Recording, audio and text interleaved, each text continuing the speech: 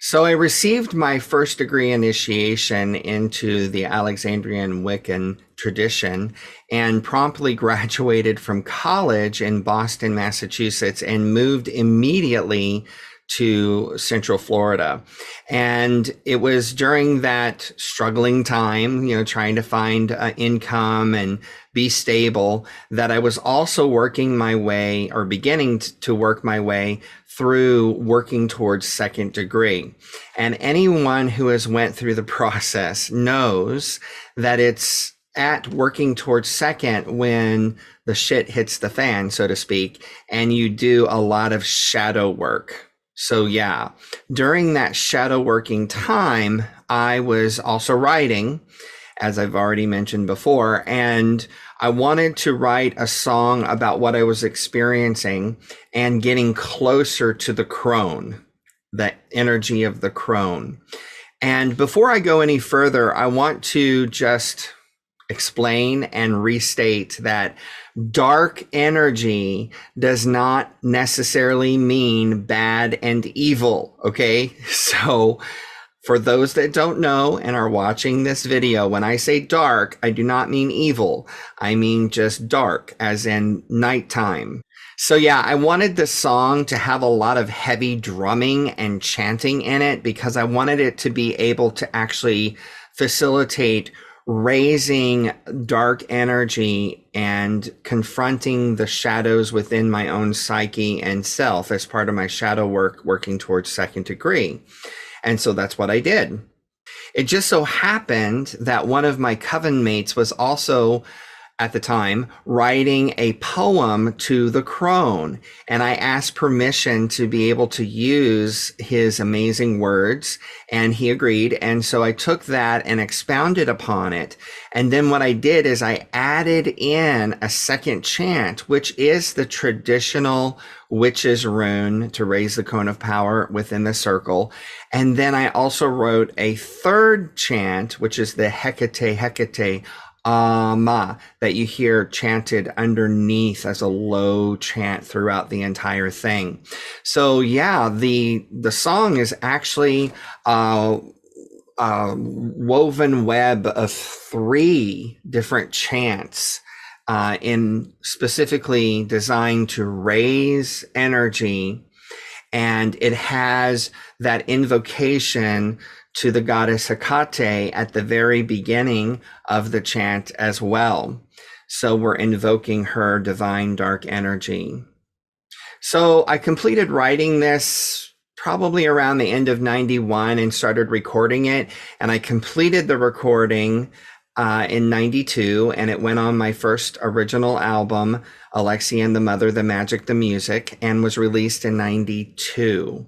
And since then, over the decades, I have heard from people, they have written me about this specific song and how it's helped them to contact the crone's energy, but also people are using it within circle to raise energy and to invoke that dark, enveloping dark energy into their circle for their own personal shadow work. I remember when we were recording it that it was done in the apartment building in Altamont Springs, Florida, just north of Orlando. And I was so worried that my neighbors were listening in with like glasses to the wall, because here I had all of these people that had come in to lend their voice and their time and their energy into this amazing piece and chant together.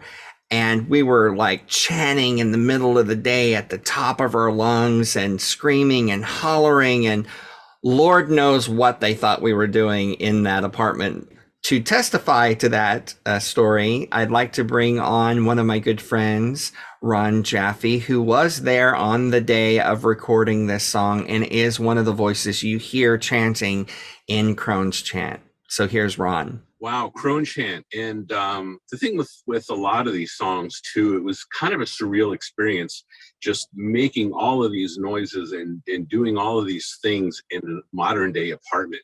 I mean, we're talking rituals of things that were kind of based on old practices outside in nature. And yet here we are in some small apartment doing this recording all together. And in one way, it was kind of strange, but in another way, it was cool because the energy was still there, but it was just in a more modern urban environment. And it was kind of a really interesting mix for the song and kind of made for a surreal experience in general. You're trying to focus on the things that we're supposed to be saying and singing and doing, but at the same time, we're really raising energy at the same time. And it was just really hard to describe, but it was just it was just a surreal experience. Again, being in an apartment instead of outside. Later, we would do this in the woods under full moon by a fire. I'd also like to bring in Kendra Musel, who's been a constant energy throughout my work. She's an Aries like myself. She's always enthusiastic and ready to play. And she was definitely there on the day of recording Crone Chant. So here's Kendra. Yeah, the Crone Chant was a lot stronger energy than I had anticipated. It was, I wouldn't say dark, it was just strong. It was very fierce energy, and it felt very warrior-esque. I was unable to completely rid myself of that energy for a long time after we did it. There were, I think, 4 different chants that were going on. And, you know, watching them be layered on top of one another was another experience. But when we were actually doing it, it felt like a cone of power. We were actually creating that cone at the time. And if you've ever done that, words don't do it justice. Or my feeble words won't.